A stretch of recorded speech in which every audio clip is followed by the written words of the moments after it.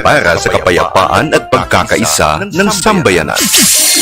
Ito ang nag-iisang virtual radio ng inyong Philippine Army sa Kabisayaan. Spearhead Radio.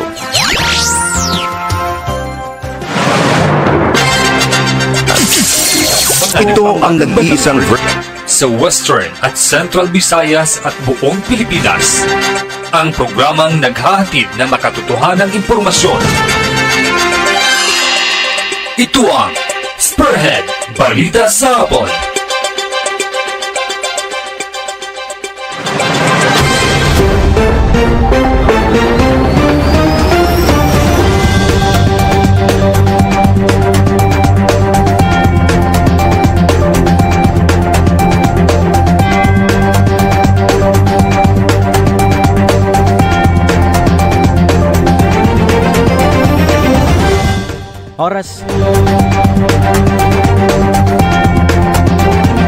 Oras sa Spearhead Radio, Philippine Standard Time, alas 5:01 sa hapon.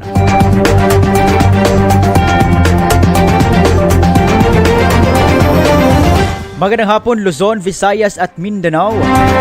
Ito ang Spearhead Balita sa Hapon, ang news program ng Spearhead Radio, 3rd Infantry Division, Philippine Army. Araw tayo ng Huwebes, September 2, 2021. Ako ang inyong tagapagbalita, Spearhead Trooper Von David Cabagua.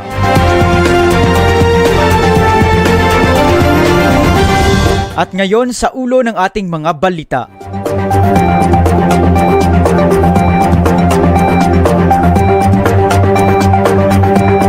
Victoria City Mayor Francis Palanca bumisita sa 303rd Infantry Brigade.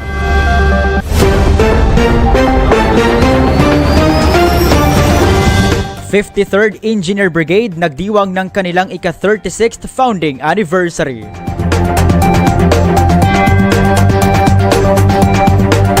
Negros Youth Leaders natapos ang 3 araw na Youth for Peace Summit.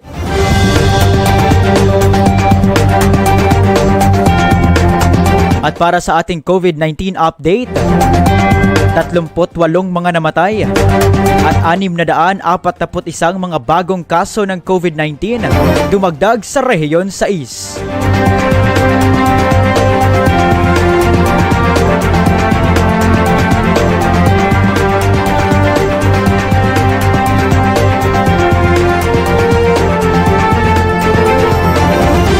At ngayon sa detalye ng ating mga balita.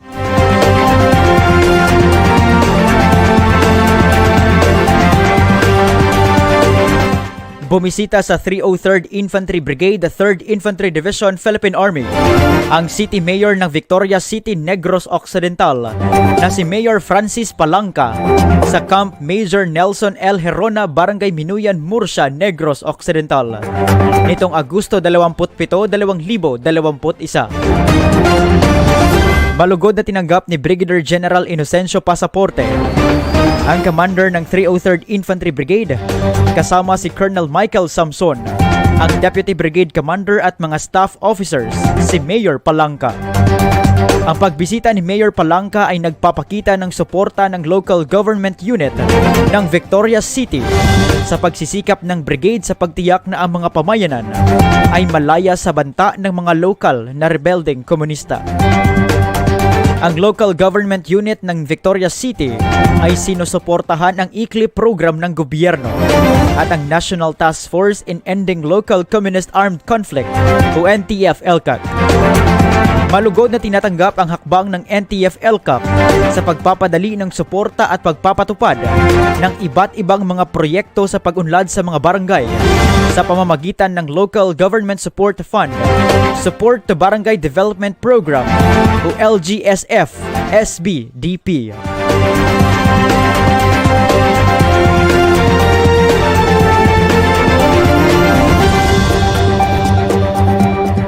At sa karagdagang balita, ipinagdiriwang ng 53rd Engineer Visayas Builders Brigade Philippine Army ang kanilang ika-36th founding anniversary nitong Agosto 26, 2021 sa Camp Lapu-Lapu, Cebu City.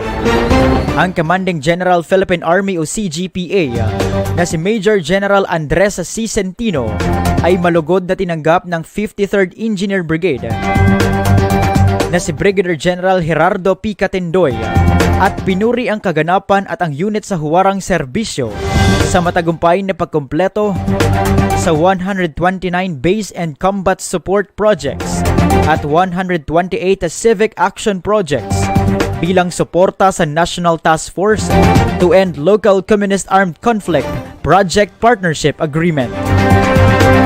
Kinilala rin ng CGPA ang humanitarian assistance and disaster response efforts ng unit. Mahusay at mabisang pagsisikap na mapagaan ang epekto ng COVID-19 at mataas na pagmamalasakit sa kapakanan ng kanilang mga tropa. Sa nasabing anibersaryo, ipinagdiriwang rin ng 53rd Engineer Brigade ang kanilang recertification sa Army Governance Pathway Institutionalized Status with a Gold Trailblazer Award. Sa pahayag ni Major General Centino na magpatuloy na magtayo ng mas malakas na mga infrastruktura upang mapadali ang mas mahusay na kalagayan sa pagtatrabaho at pamumuhay para sa mga tropa at hikayati ng mga tao sa mga islang ito na lumahok sa hangarin na bumuo ng isang matatag at maunlad na bansa. Bilang mga sundalo ng bansang Pilipino, lahat ay talaga ang mga sarili sa hinaharap na misyon upang makamit ang hangarin ng bansa para sa pangmatagalang kapayapaan at napapanatiling pag-unlad.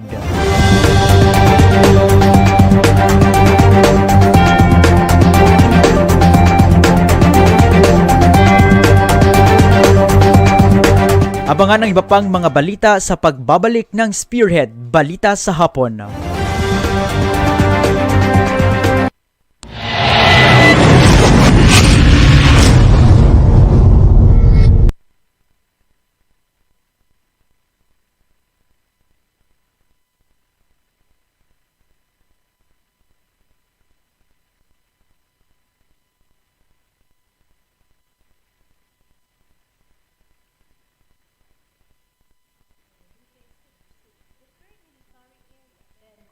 The four military districts in the Visayas. In 1970, it was reorganized as 3rd Infantry Brigade separate with responsibility of over 16 provinces in the region. As the armed forces of the Philippines grew in May 1974, the 3rd Infantry Brigade separate was upgraded to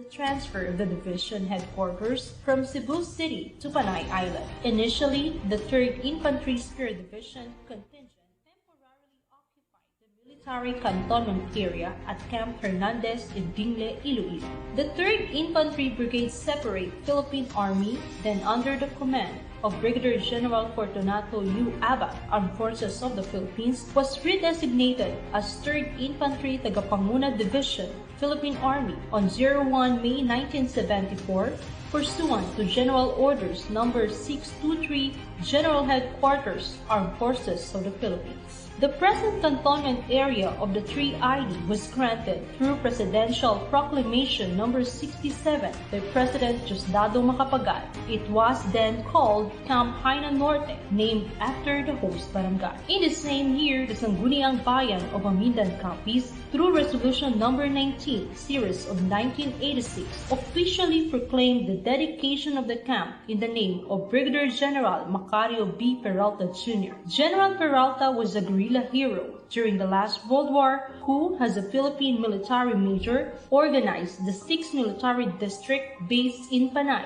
and successfully led the guerrilla movement in the Visayas against the Japanese invaders. This camp officially carried the name Camp General Macario B. Peralta Jr. on 01 May 1987. Later, when engineers completed enough facilities in Camp Peralta, the whole division relocated on 15 July 1987. Camp Peralta has then served as the home of the Spearhead troopers in the bastion of democracy in this part of the country.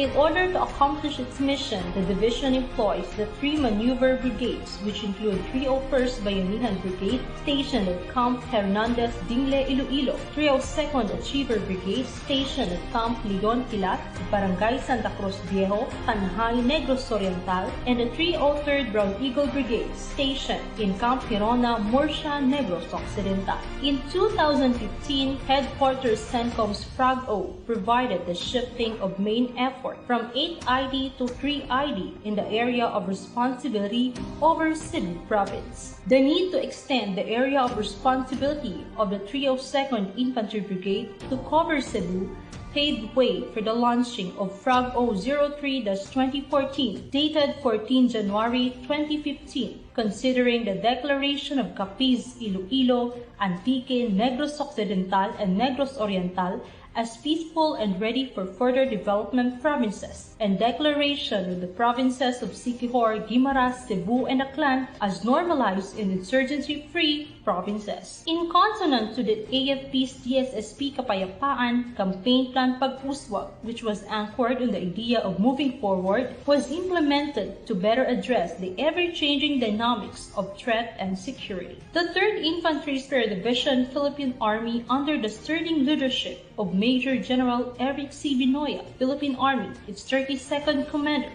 never stops its pursuit of peace and success despite the uncertainties and distractions brought by the COVID-19 pandemic. Spearhead troopers continue its promptly response to fight COVID-19 pandemic through intensified information education and communication campaigns to raise awareness to every individual on the preventive measures to help contain the virus. Moreover, the command also provides manpower and security to help the different government agencies and private institutions in their COVID-19 related activities. The Spearhead Division yet again made strides in operational level by distinctively eliminating the components of the enemy, depriving them of any support from the public, impeding its armaments, and decisively destroying them. The intensified military operations conducted in 2 regions under its AOR from 11 May 2020 to present time have resulted to the neutralization of 625 personalities, 22 of which were killed during the engagement, 11 were captured, 37 were apprehended, and 558 have surrendered. Among the neutralized individuals, 27 were listed in the periodic status report, and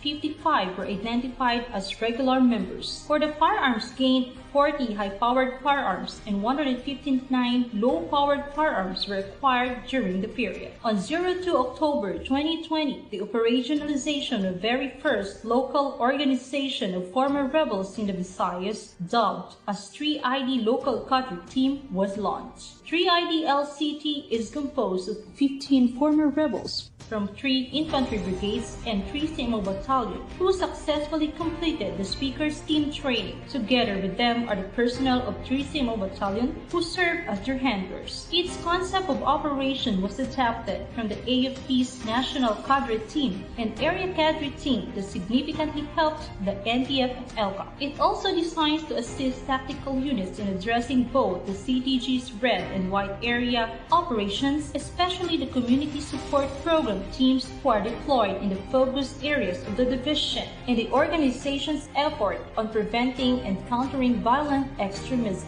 The 301st Infantry Brigade, under the leadership of Brigadier General Marion R. Season, Philippine Army, initiated and facilitated another remarkable event in 2020 that created enormous impact on the campaign against the CDGs. The conduct of Panay Peace Summit 2020 was successfully delivered on 10 to 11 December 2020 at Pasig City, Iloilo, and Tapas, Capiz, respectively, to showcase the support of the Regional Task Force in ending local communist armed conflict, the local chief executives as advocates of genuine peace for Panay Island, and to present the 100 former rebels and members of the Sambayanan Panay sectoral organizations and other pro-government groups. The NTF-LCAC's team of national speakers, composed of PCOO Undersecretary Lorraine Marie T. Baduy, Lieutenant General Antonio G. Parladi Jr., Philippine Army, Commander Southern Luzon Command, Armed Forces of the Philippines,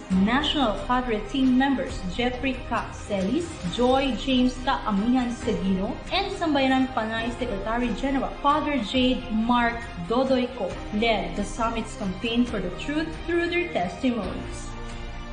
No one can stop the blazing passion of every Spearhead troopers who are always committed to serve and secure Western and Central Visayas amidst any challenges. Today marks the 47th year of the 3ID's selfless love and compassion as living heroes of the Kabisayan. Cheers to more successful years towards living our dream of a peaceful and progressive Region 6 and 7.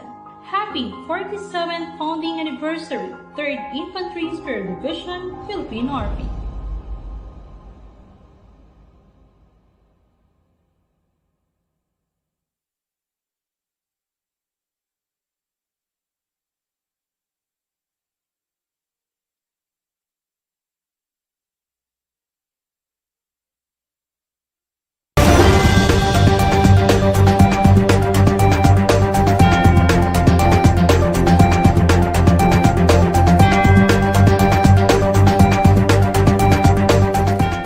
At sa karagdagang mga balita,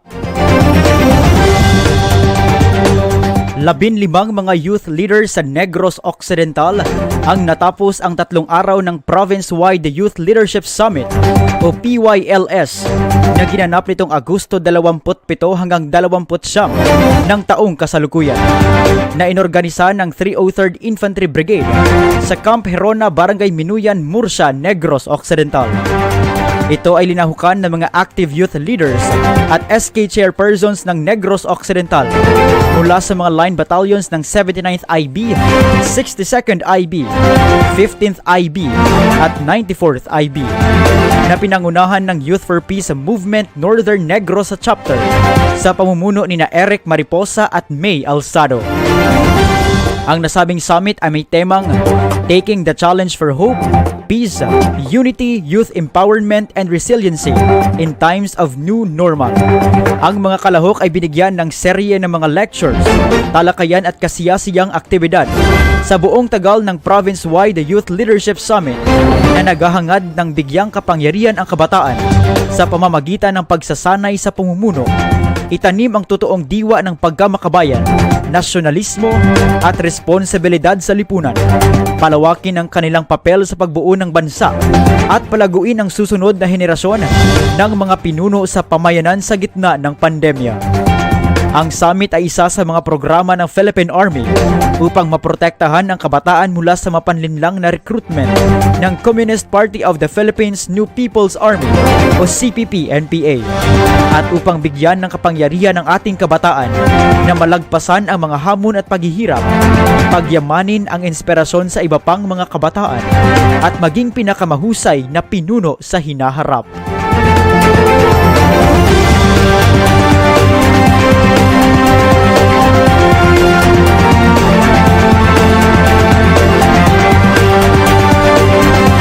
At para sa ating COVID-19 update, nakatala ng 38 na mga dumagdag sa namatay dahil sa COVID-19 ang Rehiyon 6 ayon sa Case Bulletin number 523 ng DOH-6 nitong unang araw ng Setyembre. Dahil sa mataas na bilang ng mga namatay sa viral infection, ang Western Visayas ay mayroon ng 2,479 na COVID-19 related death simula nang magsimula ang pandemya.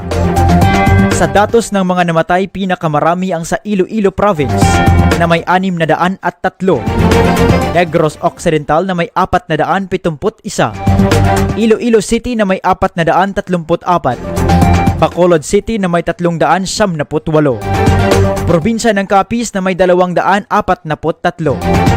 Probinsya ng Aklan na may 171, Probinsya ng Antique na may 123, at Probinsya ng Guimaras na may 36 na COVID-19 related death. Samantala, 641 na mga bagong kaso ang dumagdag. Dahilan kung kaya umakyat sa 11,998 ang active cases at 105,112 ang total confirmed cases. Iniulat naman ng DOH-6 ang 488 na mga nakarecover sa infections. Dahilan kung kaya umakyat na ito sa 90,611 ang mga nakarecover sa COVID-19.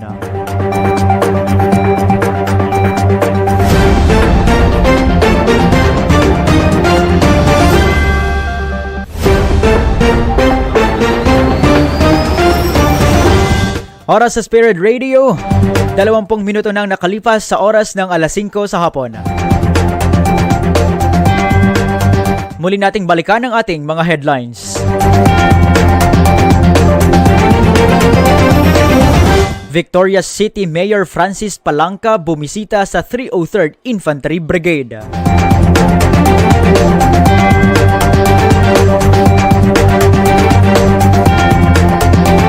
'53rd Engineer Brigade nagdiwang ng kanilang ika-36th founding anniversary.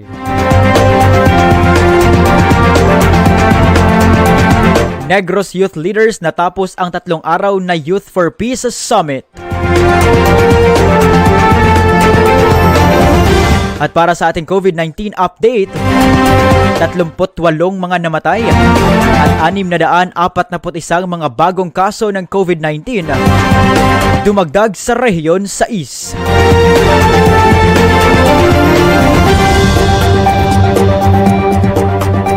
Bago tayo magpaalam, batiin muna natin ang lahat ng ating mga followers at viewers na nakatutok live sa Spearhead Balita sa hapon. Of course, unang-una binabati natin ang butihing commander ng 3rd ID na si Major General Eric C. Vinuya. Magandang hapon po, sir. And also sa spokesperson ng 3rd ID na si Major Sinon Pansito III. Magandang hapon po, sir.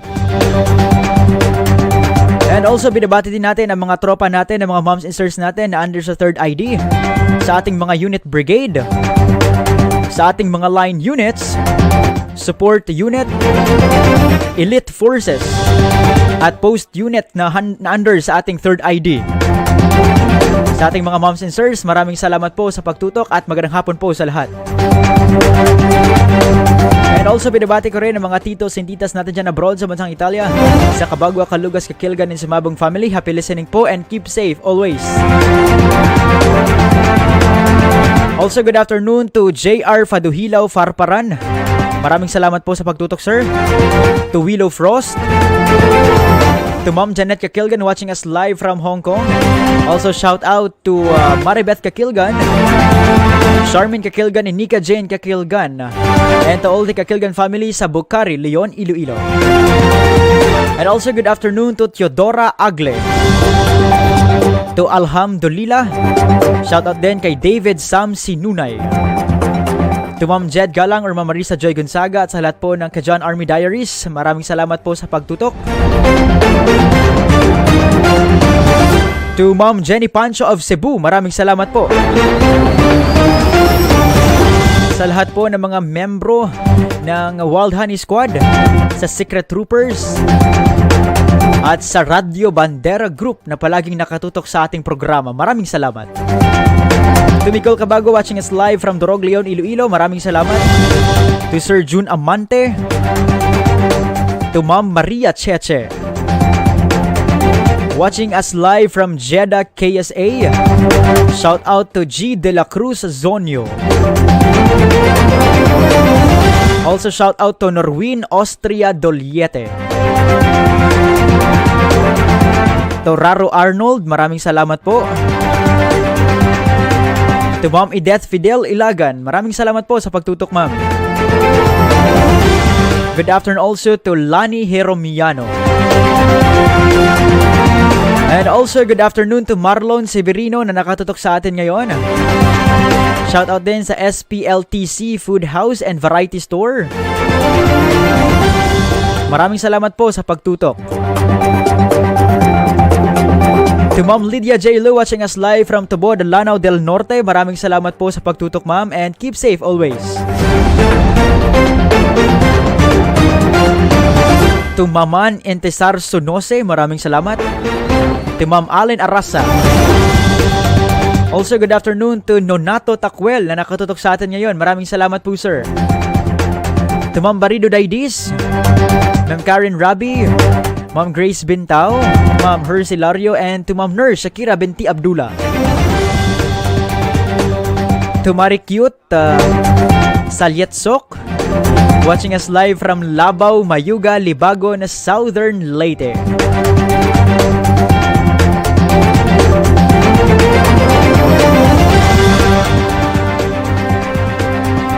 Also, good afternoon to Ma'am Christina Abayon.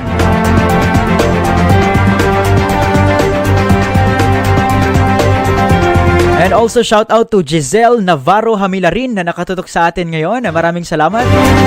And also to Excel Blanco na nakatutok sa atin ngayon sa Panay Capiz. And shout out din sa Addicti Panay.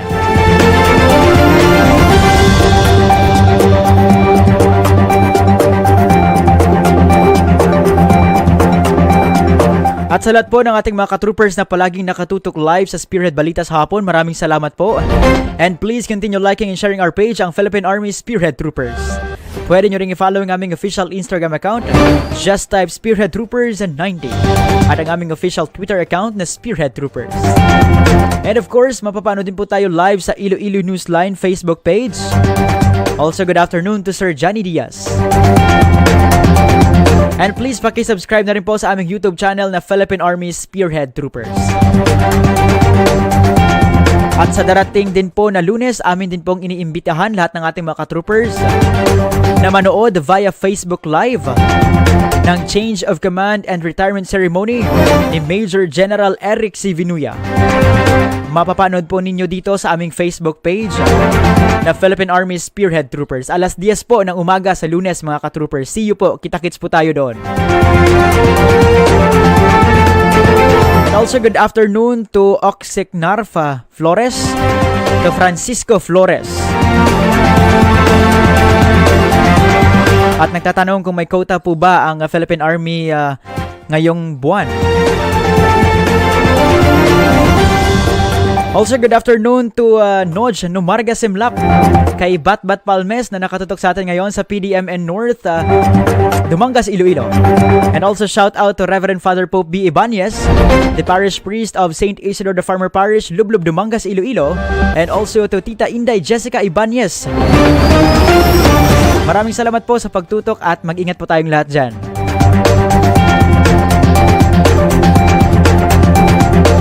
To Sir Francisco Flores, pwede po kayong mag-drop ng inyong mga katanungan po sa ating Facebook page. Dahil meron po tayong tao doon na magbibigay po ng mga sagot sa inyong mga katanungan, sir. Maraming salamat.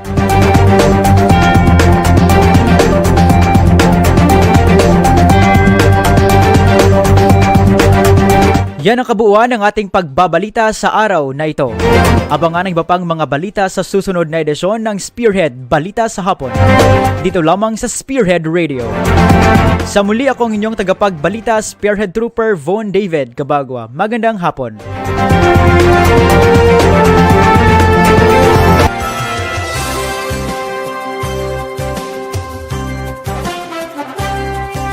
Spearhead Radio. Mga balitang makatotohanan. Mga impormasyong walang halong kasinungalingan. Para sa kapayapaan at pagkakaisa ng sambayanan. Ito ang nag-iisang virtual radio ng inyong Philippine Army sa Kabisayaan. Spearhead Radio.